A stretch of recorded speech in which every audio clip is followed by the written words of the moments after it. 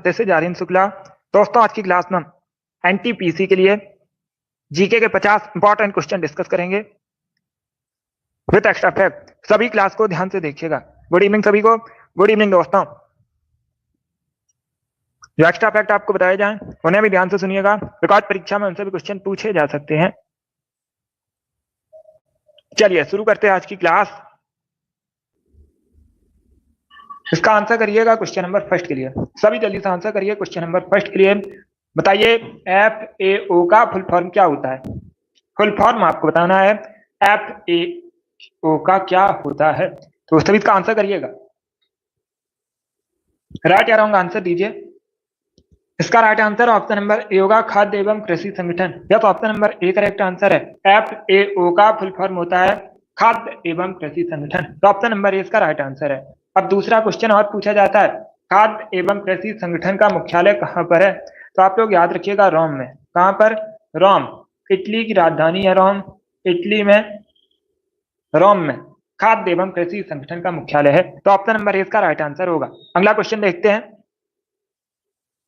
इसका आंसर करिएगा question number 2 के लिए। यह किसका कथन है? किसने कहा था राजपाल सोने के पिंजरे में निवास करने वाली चिड़िया के समतुल्य समान है? यह किसने कहा था? जिसने भी लाइव सेशन को लाइक नहीं किया है लाइक कीजिएगा, शेयर कीजिएगा। चैनल पर नए हैं चैनल को सब्सक्राइब कीजिए, बेल आइकन को प्रेस कीजिएगा ताकि सभी नोटिफिकेशन आप तक पहुंच सकें। इसका right answer option number B होगा, सरोजिनी नायडू ने। या तो option number B correct answer होगा। सरोजिनी नायडू का कथन है राजपाल सोने के पिंजरे में निवास करने वाली चिड़िया के समतुल्य है। अब देखिएगा सरोजिनी नायडू कौन थी? भारत की पहली महिला राज्यपाल। सरोजिनी नायडू भारत की पहली महिला राज्यपाल हैं। ये किस राज्य की राज्यपाल बनी थी? तो आप लोग याद रखिएगा उत्तर प्रदेश की। इंपॉर्टेंट क्वेश्चन है, पूछा जाता है। तो क्वेश्चन नंबर 2 का option number B correct answer होगा। अगला क्वेश्चन देखते हैं। इसका आंसर करिएगा क्वेश्चन नंबर 3 के लिए। भारत में राष्ट्रीय बालिका दिवस कब मनाते हैं? भारत में राष्ट्रीय बालिका दिवस कब मनाया जाता है? 8 मार्च को, 21 जनवरी को, 24 जनवरी को या फिर 10 मार्च को? तो सभी इसका आंसर करिएगा क्वेश्चन नंबर 3 के लिए। भारत में पूछा गया राष्ट्रीय बालिका दिवस कब मनाया जाता है, इसका राइट आंसर क्या होगा? वेरी गुड दोस्तों, आंसर सभी लोग दीजिएगा। बहुत अच्छे। इसका right answer option number C होगा, 24 जनवरी को। यह तो option number C correct answer है। प्रतिवर्ष 24 जनवरी को भारत में राष्ट्रीय बालिका दिवस मनाया जाता है, तो option number C correct answer होगा। अब देखिएगा एक क्वेश्चन और पूछा जाता है, सभी लोग ध्यान से सुनिएगा। परीक्षा में क्वेश्चन पूछा जा सकता है, अंतरराष्ट्रीय बालिका दिवस कब मनाते हैं? क्या पूछा जा सकता है? अंतरराष्ट्रीय बालिका दिवस कब मनाते हैं? तो आप लोग याद रखिएगा 11 अक्टूबर को। कब? 11 अक्टूबर को प्रतिवर्ष अंतरराष्ट्रीय बालिका दिवस मनाया जाता है। 24 जनवरी को राष्ट्रीय बालिका दिवस मनाया जाता है। ए करेक्ट आंसर नहीं होगा। 8 मार्च को मनाते हैं अंतरराष्ट्रीय महिला दिवस। 8 मार्च को क्या मनाया जाता है? अंतरराष्ट्रीय महिला दिवस मनाया जाता है। इसका right answer option number C होगा। Good evening. इसका आंसर करिएगा क्वेश्चन नंबर 4 के लिए। चोल राजाओं ने किस धर्म को संरक्षण दिया था? तो सभी इसका आंसर करिए क्वेश्चन नंबर 4 के लिए।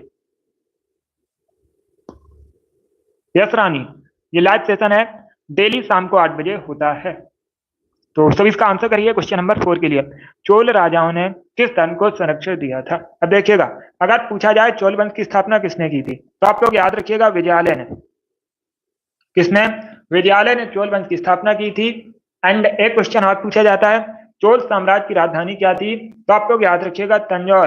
तंजौर या तंजावुर एक ही बात है, चोल साम्राज्य की राजधानी थी। इसका right answer option number C होगा, शैव धर्म। सी करेक्ट आंसर होगा। इसका क्या करेक्ट आंसर है? Option number C correct answer होगा। बहुत अच्छे। शैव धर्म को संरक्षण दिया था। बहुत अच्छे। चलिए आगे बढ़ते हैं। अब इसका आंसर करिएगा क्वेश्चन नंबर 5 के लिए। आंसर करिए, बताइए राइट आंसर क्या होगा। कैस्पियन सागर में निम्न में से कौन सी नदी जाकर गिरती है? 4 ऑप्शन आपको दिए गए हैं, बताइएगा इनमें से कौन सी नदी कैस्पियन सागर में जाकर गिरती है। तो सभी इसका आंसर करिए क्वेश्चन नंबर 5 के लिए। एनटीपीसी की परीक्षा में पूछा हुआ क्वेश्चन है, सभी इसका आंसर करिए। इसका राइट आंसर क्या होगा? कौन सी नदी कैस्पियन सागर में जाकर मिलती है? जजला, जॉर्डन, वोल्गा या फिर डैन्यूब? तो सभी इसका आंसर करिए क्वेश्चन नंबर 5 के लिए। बोलगा करेक्ट आंसर होगा इसका। या तो ऑप्शन नंबर 3 करेक्ट आंसर है। बोलगा रिवर जो है ये कैस्पियन सागर में जाकर मिलती है, तो ऑप्शन नंबर 3 करेक्ट आंसर होगा। अब इसका आंसर करिएगा क्वेश्चन नंबर 6 के लिए। सभी जल्दी से आंसर करिए क्वेश्चन नंबर 6 के लिए। बताइए दोस्तों, सारे जहां से अच्छा हिंदुस्तान हमारा ये रचनाकार कौन है? सभी इसका आंसर करिएगा क्वेश्चन नंबर 6 के लिए। इकबाल, भगत सिंह, अरविंद घोष या फिर रविन्द्रनाथ टैगोर। तो सभी इसका आंसर करिए क्वेश्चन नंबर 6 के लिए। इसका right answer option number A होगा, इकबाल। या तो option number A correct answer है। सारे जहां से अच्छा हिंदुस्तान हमारा के रचनाकार है इकबाल, तो ऑप्शन नंबर ए इसका राइट आंसर है। अब इसका आंसर करिएगा क्वेश्चन नंबर 7 के लिए। प्रच्छन्न बेरोजगारी को और किस नाम से जाना जाता है? क्या पूछा गया है? प्रच्छन्न बेरोजगारी को और किस नाम से जानते हैं? सभी इसका आंसर करिएगा। ए करेक्ट आंसर होगा अल्प रोजगार के नाम से। या तो ऑप्शन नंबर ए इसका राइट आंसर है। अल्प रोजगार के नाम से जाना जाता है प्रच्छन्न बेरोजगारी को, तो ऑप्शन नंबर ए इसका राइट आंसर है। अब इसका आंसर करिए क्वेश्चन नंबर 8 के लिए। बताइए ऑस्ट्रेलिया के घास के स्थल को क्या कहते हैं? ऑस्ट्रेलिया के जो घास के स्थल है भौगोलिक नाम आपको बताना है, क्या है? डाउन, सवाना, प्रेरी या फिर इनमें से कोई नहीं। तो सभी इसका आंसर करिए क्वेश्चन नंबर 8 के लिए। ऑप्शन को पढ़ लीजिएगा, उसके बाद ही आंसर करिएगा। ए करेक्ट आंसर होगा डाउन्स कहते हैं। ऑस्ट्रेलिया के जो घास के स्थल हैं डाउन्स कहलाते हैं, ऑप्शन नंबर ए का राइट आंसर होगा। बाकी अगर हम ऑस्ट्रेलिया देश की बात करें, राजधानी कई बार मैंने आपको बताई है कैनबरा है। राजधानी क्या है? कैनबरा है। और करेंसी भी पूछी जाती है, ऑस्ट्रेलियन डॉलर ऑस्ट्रेलिया की करेंसी है। अब इसका आंसर करिएगा क्वेश्चन नंबर 9 के लिए। बताइए राइट आंसर क्या होगा क्वेश्चन नंबर 9 का? दारा सिको ने किस शीर्षक से उपनिषदों का फारसी में अनुवाद किया था? तो सभी इसका आंसर करिए क्वेश्चन नंबर 9 के लिए। बताइए इसका राइट आंसर क्या होगा? दारा सिको ने किस शीर्षक से उपनिषदों का फारसी में अनुवाद किया था? बहुत अच्छे। बताइए क्वेश्चन नंबर 9 का करेक्ट आंसर क्या होगा? बी करेक्ट आंसर नहीं होगा। नज्म उल बहरीन के लेखक कौन है? दारा सिको। ये नहीं पूछा गया है कि इनमें से कौन सी पुस्तक दारा सिको द्वारा लिखी गई है। इसमें क्या पूछा गया है, पहले क्वेश्चन को समझिएगा। किस शीर्षक के साथ उपनिषदों का फारसी में अनुवाद किया था दारा सिको ने? इसका right answer option number C होगा, सिर्र ए अकबर। या तो option number C correct answer होगा। सिर्र ए अकबर शीर्षक के साथ फारसी में अनुवाद किया था दारा सिको ने उपनिषदों का, तो option number C correct answer होगा क्वेश्चन नंबर 9 का। अब इसका आंसर करिएगा क्वेश्चन नंबर 10 के लिए। बताइए कार का मात्रक क्या होता है? आपको कार का मात्रक बताना है, सभी जल्दी से आंसर करिए। जूल, न्यूटन, डाइन या फिर इनमें से कोई नहीं। इसका right answer option number A होगा, जूल। या तो option number A correct answer है। कार का मात्रक होता है जूल, ए करेक्ट आंसर होगा। बाकी न्यूटन और डाइन ये बार के मात्रक है, इंपॉर्टेंट है, पूछे जाते हैं। इसका आंसर करिएगा क्वेश्चन नंबर 11 के लिए। बताइए चपचार कुट त्योहार मुख्यतः कहाँ मनाया जाता है? तो सभी इसका आंसर करिए क्वेश्चन नंबर 11 के लिए। क्या पूछा गया? जो चपचार कुट त्योहार है मुख्यतः कहाँ सेलिब्रेट किया जाता है? इसका right answer option number C होगा, मिजोरम में। या सी करेक्ट आंसर होगा, मुख्यतः मिजोरम में सेलिब्रेट किया जाता है चपचार कुट त्योहार, तो ऑप्शन नंबर सी इसका राइट आंसर है। अब इसका आंसर करिएगा क्वेश्चन नंबर 12 के लिए। त्रिपिटक किसका धार्मिक ग्रंथ है? त्रिपिटक किस धर्म से संबंधित है? सभी इसका आंसर करिए। बहुत अच्छे। इसका right answer option number A होगा, बौद्ध धर्म से। या तो ऑप्शन नंबर ए इसका राइट आंसर है, त्रिपिटक बौद्ध धर्म से संबंधित है। इसका आंसर करिएगा क्वेश्चन नंबर 13 के लिए। 1905 में बनारस अधिवेशन हुआ था भारतीय राष्ट्रीय कांग्रेस का, आपको बताना है इसकी अध्यक्षता किसने की थी? तो सभी इसका आंसर करिए क्वेश्चन नंबर 13 के लिए। सुरेंद्र नाथ बनर्जी, फिरोज शाह मेहता, गोपाल कृष्ण गोखले, दिनसा वाचा, इस प्रकार से ऑप्शन हैं। तो सभी इसका आंसर करिए क्वेश्चन नंबर 13 के लिए। इसका right answer option number C होगा, Gopal Krishna Gokhale, C correct answer होगा। 1905 में बनारस अधिवेशन हुआ था आईएनसी का, अध्यक्षता किसने की थी? गोपाल कृष्ण गोखले ने, option number C correct answer होगा। सुरेंद्र नाथ बनर्जी करेक्ट आंसर नहीं होगा, गोपाल कृष्ण गोखले करेक्ट आंसर होगा। 1905 में पूछा गया किसने अध्यक्षता की थी, अधिवेशन कहां पर हुआ था? बनारस में। अब इसका आंसर करिएगा नंबर 14 के लिए। किशोरी अमोनकर निम्न में से किस घराने से संबंधित हैं? तो सभी इसका आंसर करिए क्वेश्चन नंबर 14 के लिए। क्या पूछा गया, जो किशोरी अमोनकर हैं ये किस घराने से संबंधित है इनमें से? इसका right answer option number A होगा, जयपुर अतरौली घराने से। ए करेक्ट आंसर होगा। अब इसका आंसर करिएगा क्वेश्चन नंबर 15 के लिए। मोहिनीअट्टम किस हिंदू देवता से संबंधित है? सभी इसका आंसर करिएगा। मोहिनीअट्टम एक क्लासिकल डांस है। मोहिनीअट्टम क्या है? क्लासिकल डांस है। किस राज से संबंधित है? अगर पूछा जाए मोहिनीअट्टम किस राज से संबंधित है, केरल से संबंधित है, केरला संबंधित है और भगवान विष्णु से संबंधित है। तो ऑप्शन नंबर डी इसका राइट आंसर होगा। अब इसका आंसर करिएगा क्वेश्चन नंबर 16 के लिए। अद्वैतवाद के सिद्धांत के प्रतिपादक कौन है? सभी इसका आंसर करिएगा। अद्वैतवाद के सिद्धांत के प्रतिपादक पूछे गए हैं। बी करेक्ट आंसर होगा शंकराचार्य। यस, ऑप्शन नंबर 20 का राइट आंसर है। शंकराचार्य अद्वैतवाद के सिद्धांत के प्रतिपादक हैं। इसका आंसर करिएगा क्वेश्चन नंबर 17 के लिए। कांच का रंग नीला निम्न में से किसकी वजह से होता है? तो सभी इसका आंसर करिएगा। बताइए इसका राइट आंसर क्या होगा। कांच को नीला रंग निम्न में से कौन प्रदान करता है?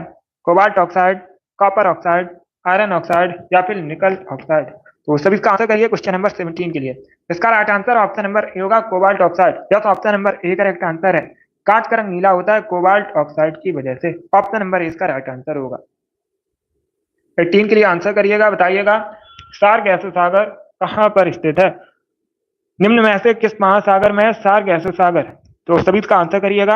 अगर पूछा जाए विश्व का सबसे बड़ा महासागर कौन सा है, तो आप लोग याद रखिएगा पैसिफिक ओशियन, प्रशांत महासागर विश्व का सबसे बड़ा महासागर है। इसका right answer option number B होगा, उत्तरी अटलांटिक महासागर में सार गैसो महासागर है। तो ऑप्शन नंबर 20 का राइट आंसर होगा। अगला क्वेश्चन देखते हैं।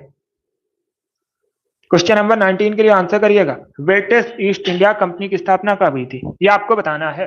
पहली बात तो आप लोग याद रखिएगा, अगर पूछा जाए जब भारत में ब्रिटिश ईस्ट इंडिया कंपनी की स्थापना हुई थी उस समय मुगल शासक कौन था? तो आप लोग याद रखिएगा अकबर उस समय मुगल शासक था।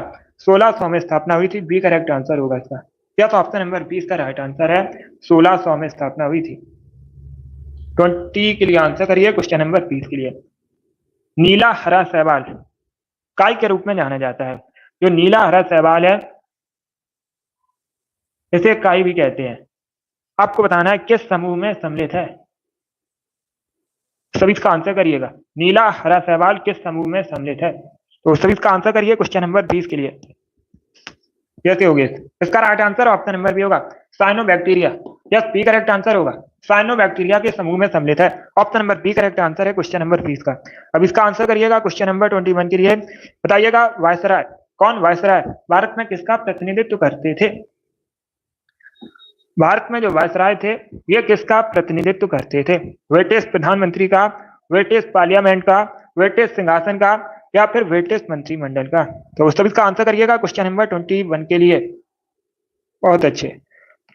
इसका right answer option number C होगा, सिंहासन का। यस, ब्रिटिश सिंहासन का प्रतिनिधित्व करते थे वायसराय भारत में। क्वेश्चन नंबर 22 के लिए आंसर करिएगा। आपको बताना है ग्वादर पोर्ट निम्न में से कहां पर है? इनमें से किस देश में है ग्वादर पोर्ट? ईरान, पाकिस्तान, भारत या फिर श्रीलंका में?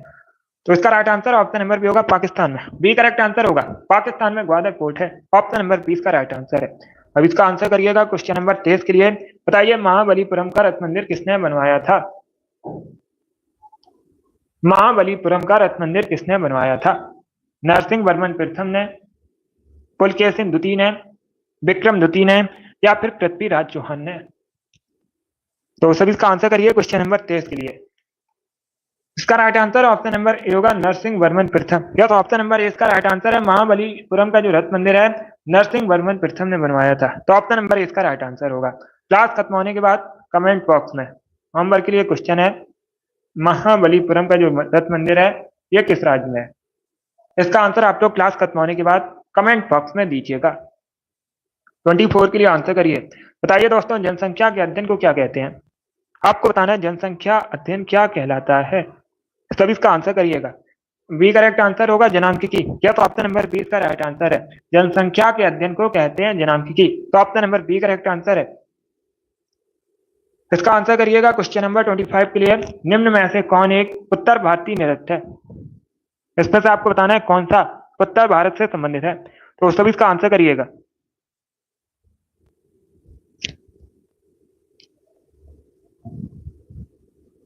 यस संजय। रानी, ये डेली क्लास होती है शाम को 8 बजे। इसी प्रकार के क्वेश्चन पूछे जाते हैं, इसी प्रकार के क्वेश्चन पूछे जाते हैं परीक्षा में।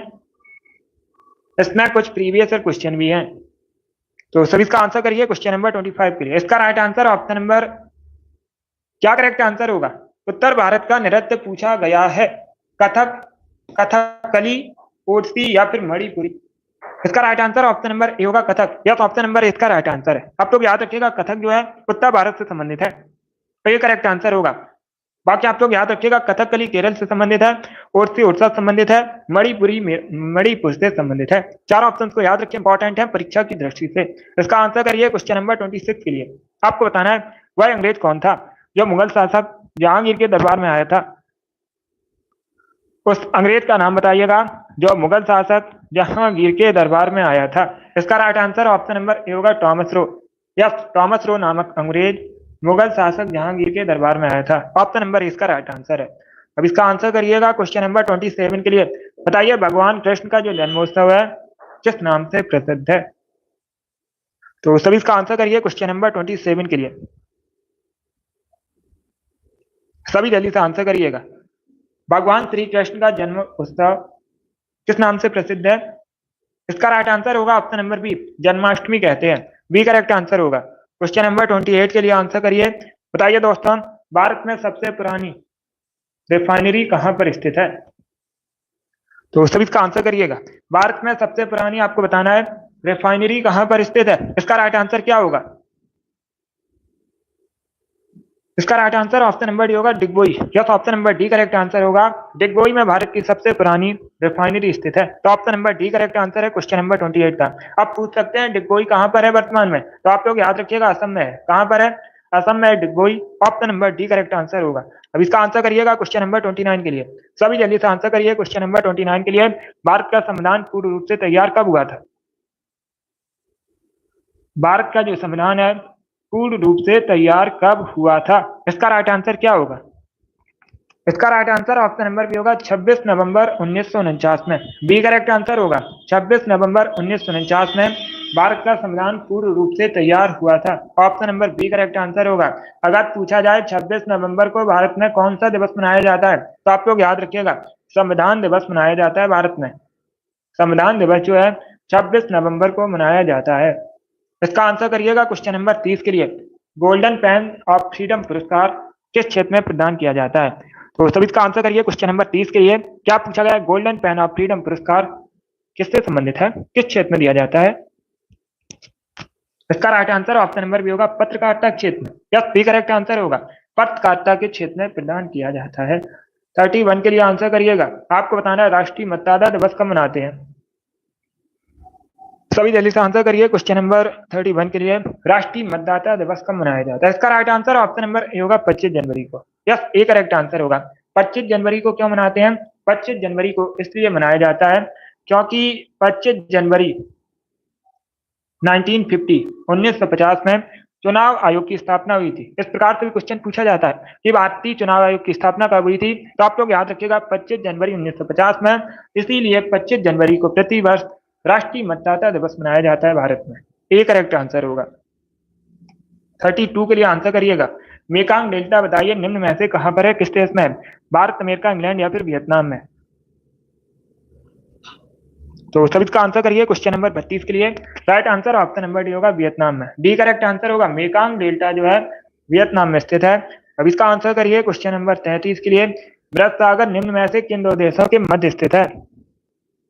मृत सागर आपको बताना है निम्न में से किन दो देशों के मध्य स्थित है।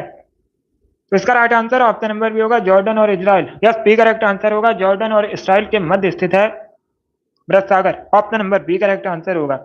अब इसका आंसर करिएगा क्वेश्चन नंबर 34 के लिए। समुद्री समीर बहती है, किस समय बहती है समुद्री समीर? दिन के समय, रात के समय, दोनों समय या फिर इनमें से कोई नहीं? इसका right answer option number A होगा, दिन के समय। या तो ऑप्शन नंबर ए इसका राइट आंसर है। समुद्री समीर जो है दिन के समय बहती है, तो ऑप्शन नंबर ए इसका राइट आंसर है। 35 के लिए आंसर करिए। इतिहास से संबंधित क्वेश्चन है, एंशिएंट हिस्ट्री से संबंधित क्वेश्चन है। किस मौर्य शासक को यूनानियों द्वारा अमित्रघात कहा जाता था? इसका राइट आंसर क्या होगा? आपको उस मौर्य शासक का नाम बताना है जिसे यूनानियों द्वारा अमित्रघात कहा जाता था। इसका right answer option number B होगा बिंदुसार को। यह बी करेक्ट आंसर होगा, बिंदुसार को यूनानियों द्वारा अमित्रघात कहा जाता था। बी करेक्ट आंसर होगा। बिंदुसार कौन था? चंद्रगुप्त मौर्य का पुत्र था। आप लोग याद रखिएगा, चंद्रगुप्त मौर्य के पुत्र का नाम था बिंदुसार। चंद्रगुप्त मौर्य ने मौर्य वंश की स्थापना की थी। चलिए आगे बढ़ते हैं। अब इसका आंसर करिएगा क्वेश्चन नंबर 36 के लिए। क्वेश्चन नंबर 36 के लिए आंसर करिएगा, सती प्रथा का अंत और ठगी को समाप्त करने का जो श्रेय है किसे दिया जाता है? निम्न में से किसे सती प्रथा का अंत और ठगी को समाप्त करने का श्रेय दिया जाता है? लॉर्ड डलहौजी को, lord William Bentinck, lord Canning, lord Auckland. इस प्रकार से ऑप्शन हैं। Yes, allrounder. इसका right answer option number B होगा, lord William Bentinck. Yes, B correct answer होगा। लॉर्ड विलियम बेंटिक को सती प्रथा का अंत और ठगी को समाप्त करने का श्रेय दिया जाता है। ऑप्शन नंबर 20 का राइट आंसर होगा। अब इसका आंसर करिएगा क्वेश्चन नंबर 37 के लिए। आपको बताना है हम्पी का जो खुला संग्रहालय है निम्न में से किस राज्य में है? ए करेक्ट आंसर होगा। कई बार मैंने आपको बताया कर्नाटका में। यस, ऑप्शन नंबर इसका राइट आंसर है। हम्पी का खुला संग्रहालय कर्नाटका में है। अब इसका आंसर करिएगा क्वेश्चन नंबर 38 के लिए। यह भी इतिहास से संबंधित क्वेश्चन है, मॉडर्न हिस्ट्री से संबंधित क्वेश्चन है। बताइए इसका राइट आंसर क्या होगा? नेताजी सुभाष चंद्र बोस द्वारा आजाद हिंद फौज के हिस्से के रूप में गठित महिला रेजिमेंट का नाम क्या था? सब इसका आंसर करिएगा। आजाद हिंद फौज का गठन किसने किया था? पूछा जाता है। सुभाष चंद्र बोस ने किया था। किसने किया था? सुभाष चंद्र बोस ने किया था। अब प्रश्न में क्या पूछा गया है? आजाद हिंद फौज के हिस्से के रूप में गठित महिला रेजिमेंट का नाम क्या था? महिला रेजिमेंट जो गठित की गई थी उसका नाम पूछा गया है। तो इसका right answer option number B होगा, Rani Jhansi regiment. Yes, B correct answer होगा। किस नाम से जानी जाती थी महिला रेजिमेंट? रानी झांसी रेजिमेंट के नाम से। तो ऑप्शन नंबर 20 का राइट आंसर होगा। इसका आंसर करिएगा क्वेश्चन नंबर 39 के लिए। पानी की बूंदें किस वजह से गोल होती हैं? गोल होने का कारण बताइएगा। इसका right answer option number B होगा, पृष्ठ तनाव की वजह से। यस, बी करेक्ट आंसर होगा। पानी की बूंदें पृष्ठ तनाव की वजह से गोल होती हैं। बी करेक्ट आंसर होगा। अब इसका आंसर करिएगा क्वेश्चन नंबर 40 के लिए। बताइए इसका राइट आंसर क्या होगा? उस भारतीय क्रिकेटर का नाम बताइएगा जिसने a century is not enough नामक पुस्तक लिखी है। सब इसका आंसर करिए क्वेश्चन नंबर 40 के लिए। बताइए निम्न में से किसने a century is not enough नामक पुस्तक लिखी है? राइट आंसर ऑप्शन नंबर होगा सौरभ गांगुली।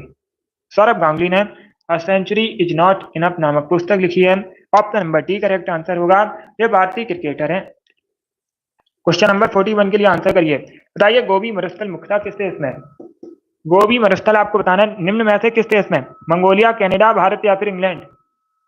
तो इसका right answer option number A होगा, मंगोलिया में। Yes, option number A correct answer है। मंगोलिया में है गोबी मरुस्थल। ऑप्शन नंबर इसका राइट आंसर होगा। चाइना में भी है। अगर ऑप्शन में चाइना दिया जाए तो उसे भी टिक कीजिएगा। दोनों देशों में है। बहुत अच्छे। और अगर पूछा जाए किस महाद्वीप में है, महाद्वीप भी पूछ सकते हैं। एशिया महाद्वीप में है। कहां पर है? एशिया महाद्वीप में है। अब इसका आंसर करिएगा क्योंकि ये दोनों देश एशिया महाद्वीप के अंतर्गत आते हैं। अब इसका आंसर करिए क्वेश्चन नंबर 42 के लिए। आपको बताना है कूनो राष्ट्रीय उद्यान कहां पर है? निम्न में से किस राज्य में है कूनो राष्ट्रीय उद्यान? कूनो राष्ट्रीय उद्यान में नामीबिया से चीता भी लाए गए थे। अभी आपको बताना है निम्न में से किस राज्य में है? इसका राइट आंसर होगा ऑप्शन नंबर ए, मध्य प्रदेश में। ए करेक्ट आंसर होगा। इसके साथ ही आप लोग याद रखिएगा पन्ना राष्ट्रीय उद्यान पूछा जाता है कहां पर है? मध्य प्रदेश में है। सबसे अधिक राष्ट्रीय उद्यान जो है ये मध्य प्रदेश में है। पन्ना राष्ट्रीय उद्यान है। एनटीपीसी की परीक्षा में पूछा गया था। माधव राष्ट्रीय उद्यान कहां पर है? यह भी मध्य प्रदेश में है। और कान्हा राष्ट्रीय उद्यान, इसे भी आप लोग याद रखिएगा, इस बार पूछ सकते हैं, मध्य प्रदेश में है। अब इसका आंसर करिए क्वेश्चन नंबर 43 के लिए। बताइए अफ्रीका महाद्वीप में सर्वाधिक जनसंख्या वाला देश कौन सा है? इसका राइट आंसर क्या होगा? अफ्रीका महाद्वीप में सबसे अधिक देश है। विश्व में पूछा जाता है सबसे अधिक देश किस महाद्वीप में है? अफ्रीका महाद्वीप में कितने हैं? 54 देश, 54 कंट्रीज हैं। इसका right answer option number B होगा, नाइजीरिया। बी करेक्ट आंसर होगा। नाइजीरिया सबसे अधिक जनसंख्या वाला देश है अफ्रीका महाद्वीप का। इस प्रकार से भी क्वेश्चन पूछा जाता है। नाइजीरिया एसएससी की परीक्षा में पूछा गया था। नाइजीरिया किस महाद्वीप के अंतर्गत आता है? अफ्रीका महाद्वीप के अंतर्गत आता है। अफ्रीकन कंट्री है। अब इसका आंसर करिएगा क्वेश्चन नंबर 44 के लिए। माउंट आबू में दिलवाड़ा मंदिर किससे संबंधित है? किसको समर्पित है? इंपॉर्टेंट है। दिलवाड़ा मंदिर पूछा जाता है कहां पर है? राजस्थान के माउंट आबू में। किस धर्म से संबंधित है? किससे संबंधित है? किसको समर्पित है? जैन तीर्थंकर को। Option number D correct answer होगा। अब इसका आंसर करिए क्वेश्चन नंबर 45 के लिए। बताइएगा भारत का प्राइम मिनिस्टर बनने के लिए, प्रधानमंत्री बनने के लिए न्यूनतम आयु कितनी होनी चाहिए? इसका right answer option number B होगा 25 वर्ष। यस, बी करेक्ट आंसर होगा। प्राइम मिनिस्टर बनने के लिए न्यूनतम आयु होनी चाहिए 25 वर्ष। Option number B correct answer होगा। राज्यसभा का सदस्य बनने के लिए न्यूनतम आयु पूछी जाती है, कितनी होनी चाहिए? 30 वर्ष। और लोकसभा का सदस्य बनने के लिए न्यूनतम आयु होनी चाहिए 25 वर्ष। ये भी इंपॉर्टेंट प्रश्न है, पूछ सकते हैं, इनको याद रखिए। अब इसका आंसर करिएगा क्वेश्चन नंबर 46 के लिए। बताइए सोवियत संघ कब टूटा था? 1980 में, 1900 में, 2000 में या फिर 1991 में? तो सब इसका आंसर करिएगा। इसका right answer option number D होगा 1991 में, 1991 में। Yes, option number D correct answer है। सोवियत संघ जो है 1991 में टूटा था। Option number D correct answer होगा। डी करेक्ट आंसर होगा इसका। 1991 करेक्ट आंसर है। सोवियत संघ 1991 में टूटा था। अब इसका आंसर करिएगा क्वेश्चन नंबर 47 के लिए। निम्न में से किस राज्य में कभी भी कोई महिला मुख्यमंत्री नहीं बनी है? उस राज्य का नाम बताइएगा जिसमें निम्न में से कभी भी कोई भी महिला मुख्यमंत्री नहीं बनी है। इसका राइट आंसर क्या होगा? इसका right answer option number D होगा महाराष्ट्र में। यस, अभी तक महाराष्ट्र में कोई भी महिला मुख्यमंत्री नहीं बनी है, तो ऑप्शन नंबर डी इसका राइट आंसर होगा। बाकी तमिलनाडु, राजस्थान, उत्तर प्रदेश, इन सभी में महिला मुख्यमंत्री बन चुकी हैं, तो option number D correct answer होगा। भारत की पहली महिला मुख्यमंत्री अगर पूछी जाए तो आप लोग याद रखिएगा सुचेता कृपलानी भारत की पहली महिला मुख्यमंत्री थी, और ये उत्तर प्रदेश की मुख्यमंत्री बनी थी। कहाँ की बनी थी? उत्तर प्रदेश की मुख्यमंत्री बनी थी। Good evening. 48 के लिए आंसर करिएगा। जूनागढ़ शिलालेख आपको बताना है निम्न में से किस शासक से संबंधित क्वेश्चन है, संबंधित है। ये जो क्वेश्चन है ये एंशिएंट हिस्ट्री से संबंधित है। सभी इसका आंसर करिए। बताइए इसका राइट आंसर क्या होगा? इसका right answer option number D होगा रुद्रदामन प्रथम। Yes, option number D correct answer है। इंपॉर्टेंट क्वेश्चन है, इसे आप लोग याद रखिएगा। जूनागढ़ शिलालेख जो है रुद्रदामन प्रथम से संबंधित है, तो ऑप्शन नंबर डी इसका राइट आंसर होगा। बहुत अच्छे। इसका आंसर करिए क्वेश्चन नंबर 49 के लिए। बताइए देवदास के लेखक कौन है? आपको बताना है देवदास के लेखक कौन है। पुस्तक है, लेखक कौन है? शरद चंद्र चट्टोपाध्याय। तो ऑप्शन नंबर डी इसका राइट आंसर है। सॉरी, बी करेक्ट आंसर होगा इसका, शरद Chandra Chattopadhyay, B correct answer है। अब इसका आंसर करिएगा क्वेश्चन नंबर 50 के लिए। आज का लास्ट क्वेश्चन आपको बताना है लेबनान की राजधानी। सभी जल्दी से आंसर करिए। बताइए लेबनान की कैपिटल क्या है, राजधानी क्या है? इसका राइट आंसर क्या होगा? ए करेक्ट आंसर होगा बैरूत। बैरूत लेबनान की राजधानी है। क्वेश्चन नंबर 50 का option number A correct answer होगा। बहुत अच्छे। जिसने भी क्वेश्चन नंबर 50 का ऑप्शन नंबर ए दिया उनका सही उत्तर है। लेबनान की कैपिटल पूछी गई है, राजधानी पूछी गई है, इसका right answer option number A होगा, बैरूत करेक्ट आंसर होगा इसका। बहुत अच्छे। चलिए दोस्तों, आज की क्लास में हमने जीके के 50 इंपॉर्टेंट क्वेश्चन डिस्कस किए with extra fact. I hope आप सभी को ये प्रश्न समझ आए होंगे। तो क्लास को लाइक कीजिए, शेयर कीजिएगा, चैनल पर नए हैं चैनल को सब्सक्राइब कीजिएगा, बेल आइकन को प्रेस कीजिए ताकि सभी नोटिफिकेशन आप तक पहुंच सकें। ये वाली डेली क्लास होती है, डेली सेशन को ज्वाइन कीजिएगा। शाम को 8 बजे स्पेशल आपकी परीक्षा के लिए डेली सेशन होता है, इसे ज्वाइन कीजिए। चलिए इसी के साथ मैं आपको मिलूंगा अगली क्लास में। Thank you guys.